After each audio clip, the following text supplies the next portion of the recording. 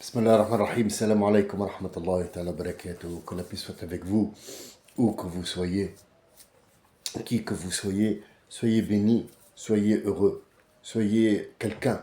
Faites quelque chose qui vous rend, qui vous donne la pêche de vivre votre vie et de la croquer à pleines dents. En tout cas, si vous n'y arrivez pas, c'est que vous ne le voulez pas. Tout le monde peut croquer la vie à pleines dents et ça dépend de sa vie, à lui, comment elle est. Euh, Aujourd'hui, comme d'habitude, je me suis levé, j'ai vu un petit peu les informations à gauche et à droite. C'est malheureux. Normalement, à cette heure-ci, là où vous me regardez, parce que l'enregistrement est un petit peu tôt et je le mets en ligne un petit peu tard. Normalement, tout le monde est au courant qu'il y a un gamin à Orléans qui, soi-disant, à 16 ans, a tapé un rabbin avec son fils. D'accord. Donc, l'affaire n'est pas anodine. C'est pas quelque chose qui passe comme ça, inaperçu. Le problème, c'est que les médias l'ont prise, cette information, et ils l'ont bien exploité et ils en ont fait un tremplin. Alors nous ne savons pas le début de la fin de l'histoire, nous avons que les miettes que les médias nous ont jetées et l'accent sur lequel il est, parce que c'est un rabbin, donc il y a un gros problème, mais nous ne savons pas pourquoi, quelles sont les causes. Il faut faire une recherche sur les causes qui ont fait que ce jeune homme va attaquer. Est-ce qu'il a été manipulé? Est-ce qu'il y a eu un problème avec lui? D'autant plus que le monsieur là qui se dit le maire d'Orléans, qui est outré parce que l'antisémitisme, on lui a posé la question, il a dit est-ce que c'est la première fois? Il a dit oui. Donc la montée, quelle montée? De quoi? De quoi? C'est un acte isolé qui ne peut pas mettre tout le monde dans le même sac. Je voulais donner juste l'information pour que vous ayez de vous-même l'histoire, sans que les médias vous donnent le morceau de viande qui vous jette et on devient, haché, comme que Dieu vous préserve, des chiens enragés qui déchirent tout ce qui leur vient. J'ai pas trop aimé, j'aime pas du tout les médias parce que ils font ce qu'ils veulent et ils utilisent les gens. Où ils les utilisent encore, les gens? Ils les utilisent par exemple chez vous.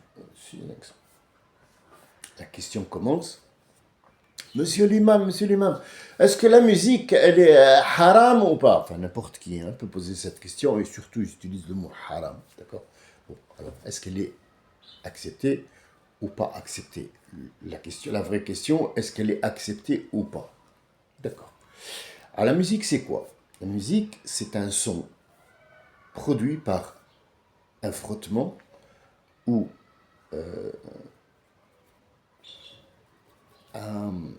une manipulation de doigts sur un outil ou un matériau ou un métal, il va produire un son.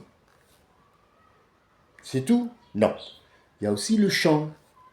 Le chant, c'est jouer avec les vibrations du son qui sort, des cordes vocales. D'accord. Donc la musique, c'est une chose et le chant, c'est une autre chose, oui. Quand on les rassemble, ça fait ce qu'on appelle une chanson. D'accord. D'accord. Bien. Dis-moi, quand tu regardes un film, qu'est-ce qui se passe? Est-ce que tu le regardes avec le son ou sans? Est-ce qu'il y a des films qui sont muets? La question, bah oui, il y a des films, c'est Charlot. Mais j'ai dit muet, pas sans musique. Vous voyez? Le piège, c'est très subtil. Le piège, tu tombes dedans, mais alors vraiment, mais alors c'est très... c'est un poil en fait. C'est juste un poil. Et tu tombes dans le piège. Est-ce que le film est muet ou est-ce qu'il est sans musique? Il est muet avec musique. D'accord. Donc la musique et le chant ne sont pas pareils. D'accord. Est-ce que le chant est interdit? Nous parlons toujours de l'islam, bien sûr. Je ne parle pas de la société. La société, elle ne peut pas vivre sans chant et musique. D'accord? Bien. Qu'est-ce que le chant? Le chant, c'est donner une belle appréciation aux paroles que tu vas dire, en les étirant à des moments et en mettant l'accord qu'il faut pour que celui qui écoute entende ce que tu veux lui dire par les mots, tout en lui donnant un autre aspect. Ça, c'est le chant. La musique vient accompagner le chant pour lui donner plus d'acceptation dans la tête, plus de réaction concernant les mots. Mais là, par exemple, est-ce que le rap, c'est de la chanson ou est-ce que c'est de la musique? C'est un rythme, tout simplement. Le disco, c'est un rythme. D'accord. Et qu'est-ce que le rythme fait? Le rythme, il fait danser. Qu'est-ce que la danse? Vous voyez, de question en question. Il faut toujours de question en question. Pourquoi, quand il y a un rythme, effréné ou pas, il y a un rythme, une percussion, on se met à vibrer. Parce que le son du rythme déboussole ton rythme à toi. Et donc, Et comme on trouve que c'est bien, c'est hors du commun, donc on continue à danser. Ça s'appelle danser. Allez, hop. Et puis on bouge à gauche, à droite, on bouge les reins, on bouge la tête, on pose les trucs. Et les gens, ils trouvent ça, waouh, la tête, oh mon Dieu, oh là là, il a fait ça. Donc en fait, qu'est-ce qui est interdit? Est-ce que c'est la musique? Est-ce que c'est le chant? Est-ce que c'est le rythme? Là, c'est plus clair. C'est encore plus clair. D'accord. Aujourd'hui, je voulais pas parler de musique. Je voulais juste vous mettre sur un socle pour vous donner une petite idée sur ce qu'on vit au quotidien. Même sans musique, on peut vous apporter une information qui va vous laisser être pas vous-même. Il y a un rabbin qui s'est fait à Orléans, oulala, allez, bougez. Et puis après, on vous met une musique de peur. Ta ta ta ta. Qu'est-ce qui se passe? Il y a l'antisémitisme qui. Oh là là là là. Il y a des musulmans partout. C'est ce qu'ils sont en train de faire. C'est ce qu'ils sont en train de faire. Ça me révolte. Parce que ce jeune n'est pas un cas isolé. Il y en a des millions comme lui tous les jours. Qui les dirige, ces jeunes? Qui lui a mis cette vibration dans la tête? Qui? Est-ce que vous avez déjà entendu du rap? Est-ce que vous avez entendu du rap qui dit je t'aime? Quand on met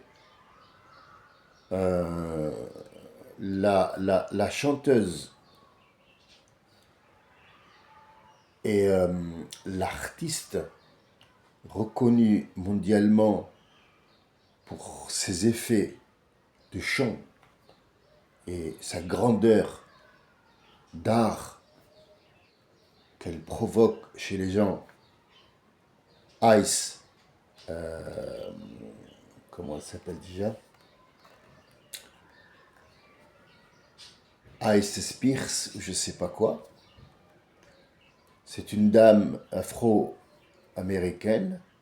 Enfin, dame, je sais pas, mais c'est une femelle afro-américaine qui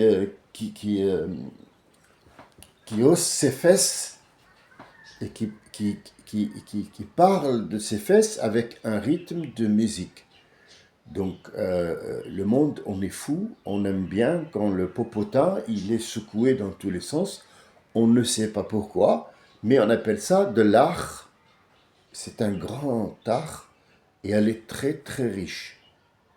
Alors, ce jeune, quand il voit ça, et il voit cette chose-là qui bouge dans tous les sens à la télé ou sur YouTube, et qui agite des grosses liasses de billets dans tous les sens,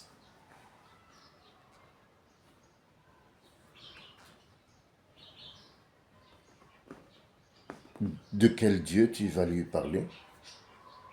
De quelle école? Dis-moi, quelle école et quel devoir tu vas lui?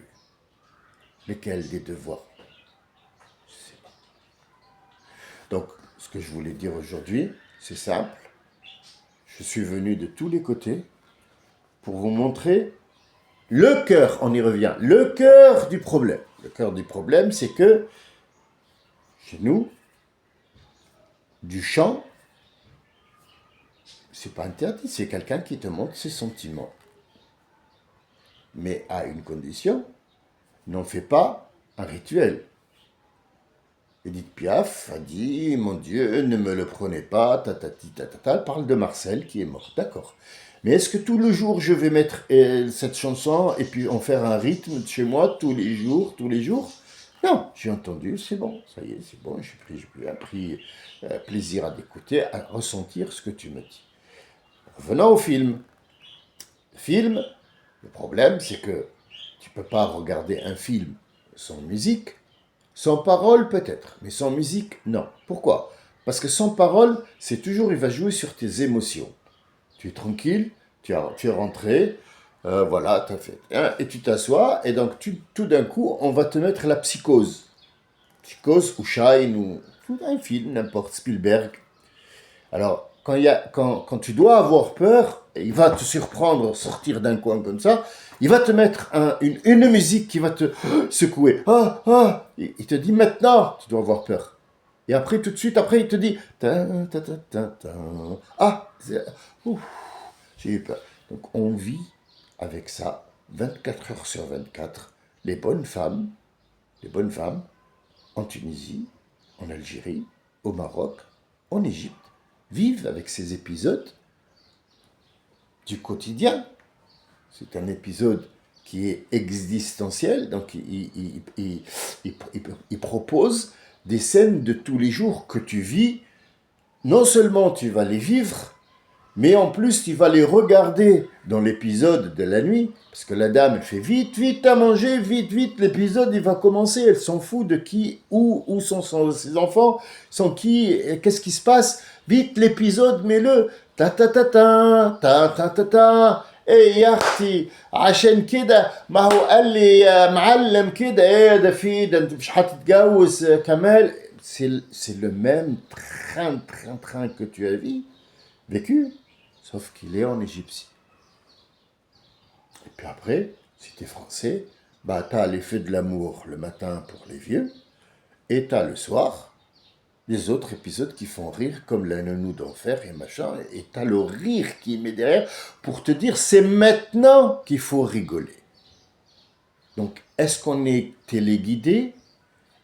Est-ce qu'on est tout simplement guidé? Ou est-ce qu'on est libre? C'est la question que je voulais poser au début, mais je ne peux pas la mettre au début avant de mettre le sujet pour lequel je vais poser la question. Est-ce que vous êtes guidé ou pas?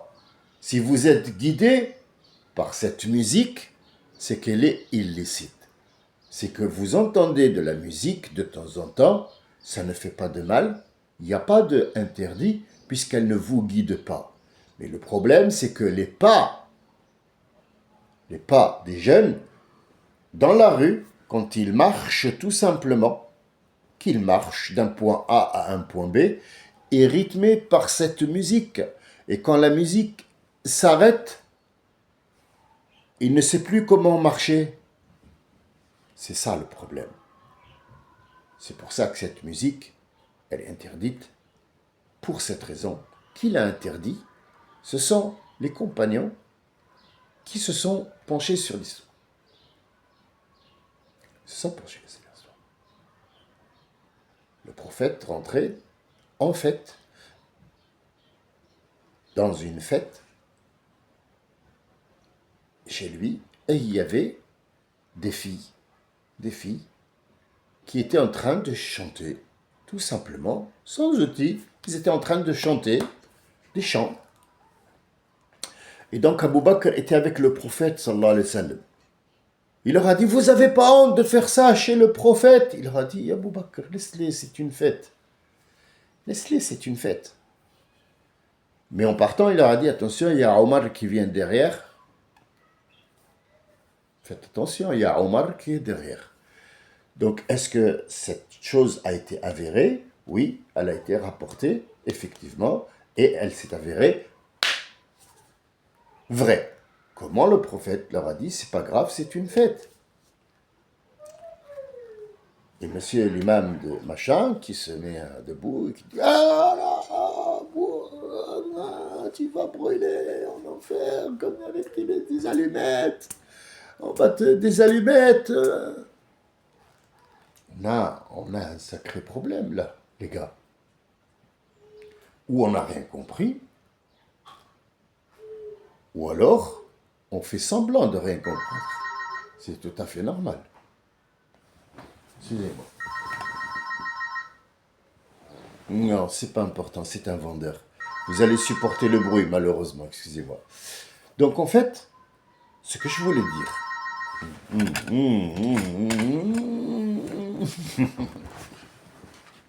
Voilà, c'est bon, il est parti.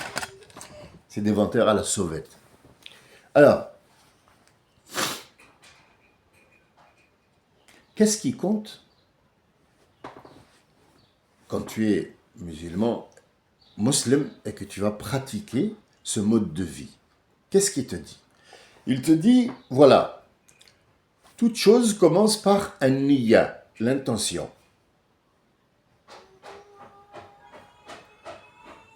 Est-ce qu'on a bien compris le mot intention ou pas?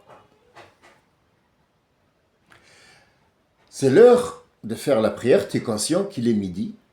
Ah, il est midi, il est l'asr, il est coucher de soleil. Ah, c'est l'heure. Ça ne doit pas être longtemps. Dans longtemps, il va dire Allahu Akbar, je dois aller prier. D'accord. Oh là là, oui. Donc, tu es conscient ou tu n'es pas conscient? D'accord, tu es conscient. Est-ce que tu as déjà vu quelqu'un qui va Allah, quand il est terminé, qu'est-ce que tu as prié là? Ah, je ne sais pas. Ils ont appelé, je suis venu. Est-ce que tu as déjà entendu ça? Même celui qui sait rien, il suit. C'est très bien que c'est Asr, Maghrib ou quoi que ce soit. Est-ce que tu as déjà vu quelqu'un qui suit une fille pour la draguer, mais il ne sait pas pourquoi?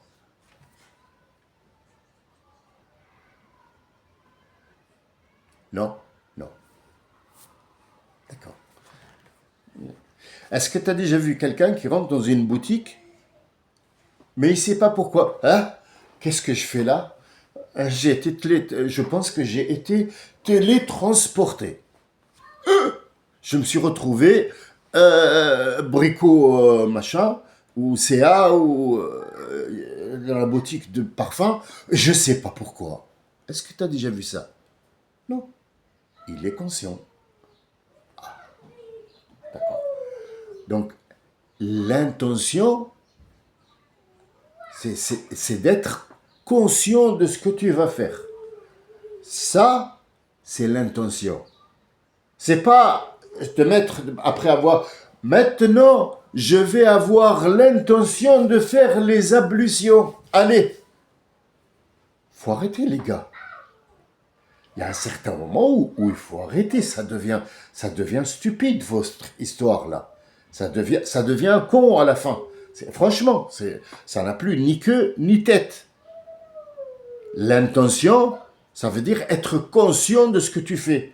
Avoir bien la tête sur les épaules et d'être conscient de ce que tu fais. Ça s'appelle l'intention, un niya. Conscient. Qu'est-ce Qu'est-ce qui va renforcer cette conscience? Est-ce que c'est les ablutions? Non, les ablutions, c'est un geste pour te réveiller. Mettre de l'eau, c'est pas vraiment pour faire propre. Parce que si tu fais propre 5 fois par jour, c'est que ceux qui font pas la prière, ils sont crades à mourir parce qu'il y a une couche comme ça de saleté. Et ça va pas ensemble. Donc, les ablutions, c'est pour que tu te réveilles, il y a une énergie, il y a ce frottement qui se fait parce qu'il y a de l'électricité statique pour te mettre en condition pour que tu aies cette connexion qui va être la prière. Et après, tu dis, ah,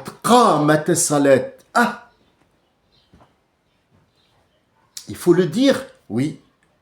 Avant de dire Allah Akbar, il y a un rituel qui se fait, il y a des mots qui se disent Allahu Akbar, Ashhadu an la ilaha illallah, wa ashhadu anna Muhammad Rasulullah, Hayy as-salat, Hayya, qad qamat as-salat. Mais le muaddin, il a fait ça avant. Non, ça c'est l'appel.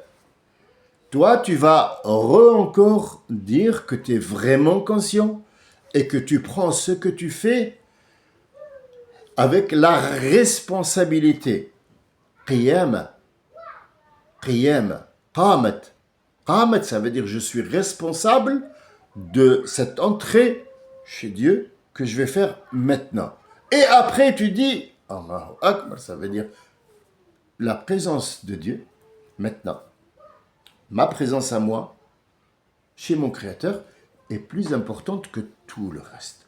Donc tout peut s'effondrer derrière. Comme a dit Piaf, ils peuvent me prendre la vie, tout peut s'effondrer. Je m'en fous. Ce qui m'importe, c'est aimer ce Marcel. J'ai été pas très long aujourd'hui, mais je reprendrai tout à l'heure pour vous expliquer le mot Qiyama, qad qamat, qawam, qawamun. C'est un mot très important que les gens ignorent parce qu'il fait partie de l'intention. Et après, on a mettre le verbe en pratique. Mettre le verbe en pratique aussi nécessite une conscience, nécessite un savoir-faire. Que tu fasses une musique ou pas, que tu fasses un travail ou pas, que tu vives ta vie comme tout le monde ou pas, on verra ce qui s'ensuit. Je vous dis à tout à l'heure. Je vous remercie de votre écoute. Salam alaikum wa rahmatullahi wa barakatuh. À tout le monde. À tout de suite. Salam alaikum wa rahmatullahi.